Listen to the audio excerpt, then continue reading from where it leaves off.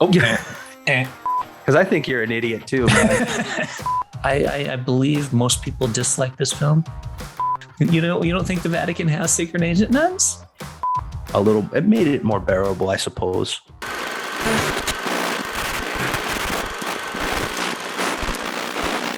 Hudson Hawk.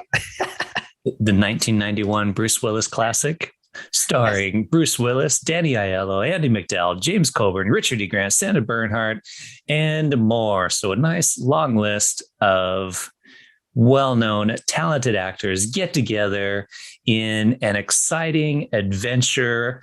A cat burglar is forced to steal some of Da Vinci's works in order to create lead into gold so that the evil villains of the story can take over the world, is basically what it is. World domination.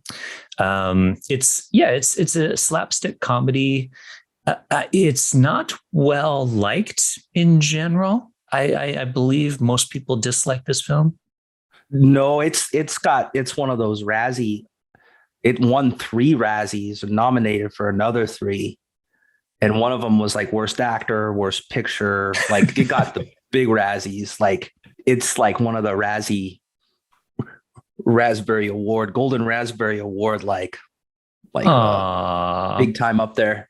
Poor Bruce Willis. And Bruce Willis has a writing credit on this. This is pretty much the only film that he's ever done that he has a writing credit on it as well. Yeah, this is kind of his thing. They say it's kind of his vanity project, I guess. Yeah, but he kind of co-wrote this thing. Mm-hmm.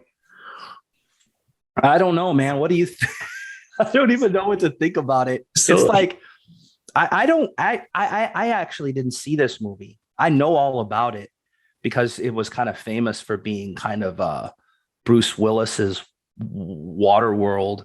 Yeah, because it lost a buttload of money. But I also remember it because it actually had, I guess they thought it would be big because they developed video games for it. The Hudson Hawk video games, which came out on like the Commodore 64 and the NES. And I guess the video games got higher reviews than the movie. They're like, the movie sucks, but the video game kind of rocks. The video game's all right. Yeah. Well, the thing is, like, I don't know. It was like people just had a hard time with Bruce Willis in this type of a comedy, or maybe they thought it was going to be another Bruce Willis action flick. It's hard to know why it doesn't work for people. Here's the thing. I'm going to tell you a story about this film. So I saw this film when it came out, and I remember probably a few years later, I was talking to a kid I was going to school with, and he was giving me a ride somewhere. And this movie, I don't remember actually, maybe it was giving me a ride, but either way, I was talking to a kid that I was going to school with, and this film came up, and I'm like, I kind of like Hudson Hawk. And he was like, me too. And we were so happy in the fact that we found another person that likes Hudson Hawk. It was like, yes, I have a kindred spirit here. I'm not alone in the world as being one of the only people that likes this film. I rewatched it the other night in preparation for this. It's not as good as I remember it being. I see that's because you're not 10. Yeah, it's like I see the flaws in it now. But the thing is, you need to just set aside your expectations and accept it for what it is, which is kind of a wannabe Pink Pantherish, slapsticky. It's got stupid bits in it, but it's also got some kind of fun bits in it. I like the singing bit where they're like cat burglaring and they time everything down to a song. The play with Andie MacDowell, she's a nun, but she's like a secret agent nun. Yeah, she's a secret agent nun. She's like the Vatican's secret agent nun. Yeah, dude, what's wrong with that? She's, a secret agent nun. You don't think the Vatican has secret agent nuns? I don't know. They might. I don't, like you said, you really have to like come into it and just accept it for what it is. Otherwise, it's really kind of silly. It's very cartoonish, even to the point where they have cartoon sounds. Like they'll bonk the head and go boing. So Bruce Willis, he gets out of prison and he gets with it because he's a the world's most famous cat burglar, and he gets with his buddy Danny Aiello, who's called Tommy Five Tone, and they're singing together all the time. And he gets out of prison, and then all of a sudden, man, without a beat, he gets framed, or what do they call, blackmailed by the Mario brothers. Yeah, for real, that's their names. Played by one of them played by Frank Stallone. Frank Stallone, yes, that Frank Stallone. Yeah, and so they're trying to get him in. He's like not having any of it. But then there's this gang led by James, I think James Coburn's character. Yeah, he's got a gang. CIA. Yep. And they're all named after his gang is all named after candy bars like Snickers and Kit Kat and Butterfingers and Almond Joy. Yeah. And of course, Butterfingers is like this big muscly guy who's a complete moron. So they got to kind of match their names a little bit. They match their candy bar names. Almond Joy's the black lady, Butterfingers. He's the big guy, but he's so clumsy because he's Butterfinger. Get it? Yeah. Yeah. Their names used to be after venereal diseases. But, you don't want to spend a couple of years being called chlamydia. So it's much better to be called Almond Joy or whatever. Yeah, but it turns out they're all working for this super billionaire couple, the Mayflowers. So you have Richard E. Grant and Sandra Bernard playing the Mayflower couple. And they are just the over the top villains. Like, you can tell they're not even holding back at all, just cartoonish and crazy villains. Yeah, they are. They're the Rocky and Bullwinkle of they're like the Natasha, Natasha and Boris and Natasha. Yeah, exactly. Boris and Natasha. They've got some great lines in it, though. It's like she's got one. She's like, "I'll torture you so slowly, you'll think it's a career." Or they've got a lot of good one-liners in this film. Well, and then they got the butler, the English butler. Oh yeah, the evil knives pop out of his sleeves, and he's a badass English butler. To me, it's almost like Austin Powers before Austin Powers. It's almost like that. Like if this were funnier, then it would have been kind of an Austin Powers thing, which is what I think they were going for. Yeah, like I said, it has a lot of dumb attempts at comedy that are just not comedic. Oh, man, the worst is when he's like on the ambulance bed and holding on with something, and and he's got all these one-liners. Yeah. And even he gets the cigarette from the fat lady. He's like, "Oh, menthols," as he's going down the freeway. He's got tomfoolery. He manages, like, he comes to the toll and he's got the exact amount of change in his pocket that he passes and nails into the toll thing so that the little gurney can go under the toll. Yeah, it's utterly ridiculous. That scene, that ambulance car chase scene was, if you watch nothing else, just watch that scene and you'll get what this movie's all about. It's just ridiculousness. Yeah. Yeah, I think for me the worst scene was with the fight sequence. He's fighting with the guy, and James Coburn kicks him and then punches him, and so he's doing that thing, and then J-Bone, and he just keeps doing it, and I'm like, what? But that's not funny. Well, and it's a lot of it's not funny. It's trying to be. But another issue I think that there was with this is there's all this slapstick cartoony nonsense going on. But then there's like some pretty violent stuff. Like they're like, "We should kill them, those twins." And the Mayflower chick just like pops them in the head and like, "Oh, I was just kidding." Or the guy blows up with the bomb and is like, there's some kind of violent stuff, and they're dropping some F-bombs and all that. So this is kind of like, this was a rated R movie that should have been a PG-13 movie, and then maybe it would have got the audience that they were looking for, which is basically preteens. That's what this movie should have been. It should have been directed toward preteens or like teenagers, right? You get some preteens would have loved this stuff, but their parents probably didn't let them watch it because it's rated R and it's got some violence and it drops the F-bomb quite a bit more than once.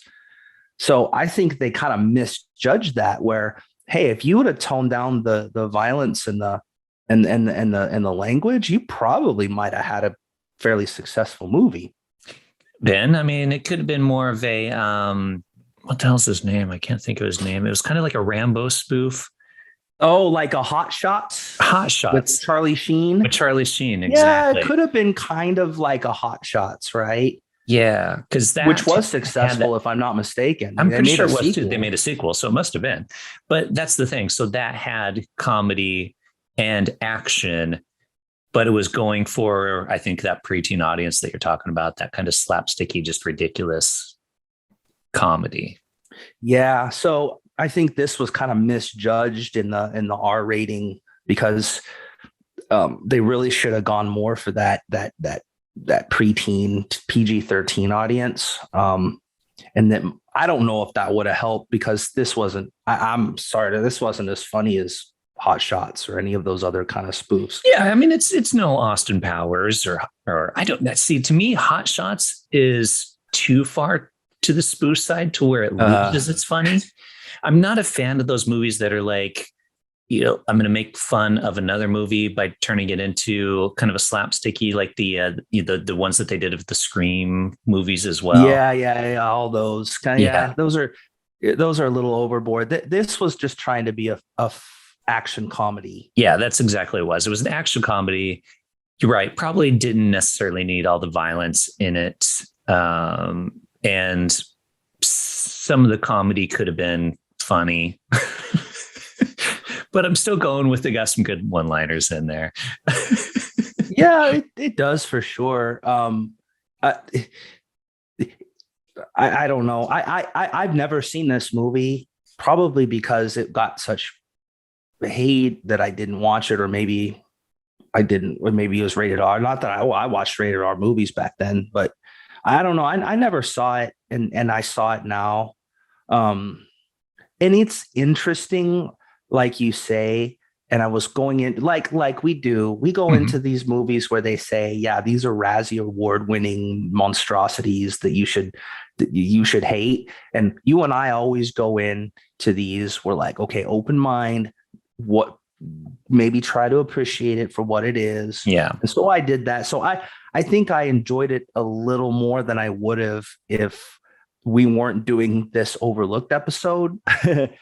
Like if someone said, hey, come over and let's watch Hudson Hawk and eat some pizza and like chill out, let's Netflix and chill with some Hudson Hawk, I would have been probably like, oh, like I would have watched it, and then I'd have been like, that wow, we watched that. Of all the things we could have watched, like you chose that. That's interesting. That's pretty weird. But watching it with the intent of reviewing it and trying to appreciate it made it more bearable, I suppose. I don't know. Like I think, I mean, it knows a lot of its ridiculousness. The bit with the car explosion in the end, and when they sit down at the table, and he's like, yeah, airbags, yeah, fireproof system, and he's like, sure, whatever, I'll buy that. You know, like at least they and it goes from one scene of weirdness to like instantly to a scene of just like they're chilling. So like they actually they escape this castle, all this weirdness on Da Vinci's actual like flying machine. His flying machine. And they are flying around. It's craziness. And then they crash land right next to a cafe, and they sit down and they have cappuccinos. Yeah, well, because he finally gets his cappuccino. I mean, yeah, but like instantly, the whole film, like, he's trying to get a cappuccino. 2 seconds, he gets up, he goes, and he has his cappuccino. I guess that's kind of a very James Bond kind of thing, I guess. Yeah, he'll have all this danger, and then after all the danger, like a second later, he's sitting down with a beautiful girl having a martini, and that's just my life, right? Yeah. And your villains are villains, at least. I mean, rather they don't get some, redemption story like a lot of. Well, they're villains. Yeah. They're just like, they flat out acknowledge. Like I think one of the lines is like, "Where I'm the bad guy," Like, they're the bad guy. They're over the top bad guys. Yeah, and there's no redemption. There's no kind of you can see their point of view, like a lot of movies have nowadays, where it's like, oh, you got to dig deep into the villain's psyche and understand their feelings and shit. This is just like they're over the top villains, with over the top villain names, and that's it. There's nothing else to it. Nothing else to it. There's a piece of trivia, and I'm pretty sure it's Richard E. Grant. Somebody was talking to Richard E. Grant and was like, "Hey, I actually like Hudson Hawk," and Richard E. Grant responds with, "Then you're an idiot." That would be me. I'd meet like Bruce Willis and I'd be like, "Hey, Bruce, you know what? I like Hudson Hawk." And he'd be like, "Go fuck yourself, Milo." I don't know how Bruce Willis feels about this film, but I do know Richard E. Grant doesn't like it because I saw that thing about him. Yeah. Well, Bruce Willis never wrote anything again. Yeah. So maybe it says something. Well, and here's the thing. He was like bankable. At that time, he was bankable. He was a bankable movie stars in 1991, right? Yeah, I think. And I think maybe this one maybe slowed their momentum down. Is from what I hear. It kind of like, I mean, Bruce Willis is doing paycheck movies now, like borderline B movie garbage now, but he's kind of older and maybe he's just looking for paychecks. But back in 91, he was bankable, and I think this kind of maybe made him, you know. He was like, okay, maybe I'll follow this up with another Die Hard movie or something. Exactly. But that's what happens. Like, and I hate to say it because I think actors should have input into their stuff, and that's fine. But when you give them like a whole bunch of creative control, that's pretty dangerous because they start thinking their own thing about themselves and all that, and then they start making garbage. That's why like this whole Star Trek thing, Picard and all that, and even like the movies, the Next Generation movies, had a lot of basically Patrick Stewart almost blackmailed them into giving him a lot of creative control, and they turned it into these action hero kind of crap. And that's what you get when you get kind of like the actors blackmailing the creators into like giving them all kinds of creative input. You get kind of some trashy stuff. So maybe I don't know. It's hard to say. I can't rip on Patrick Stewart though, dude. You're gonna get you just lost us, our entire audience. Hey man, I'm just being intellectually honest. Yeah, I love Patrick Stewart. I love old school Star Trek, not this crap. But that's what happens. So I don't know. Yeah. All right. So you're saying thumbs down. Yeah. Yeah. And here's the thing. It's one of those things like Howard the Duck where I want to like it, but I like Howard the Duck more. I actually kind of like Howard the Duck. I could watch Howard the Duck again. I couldn't sit down and watch this again.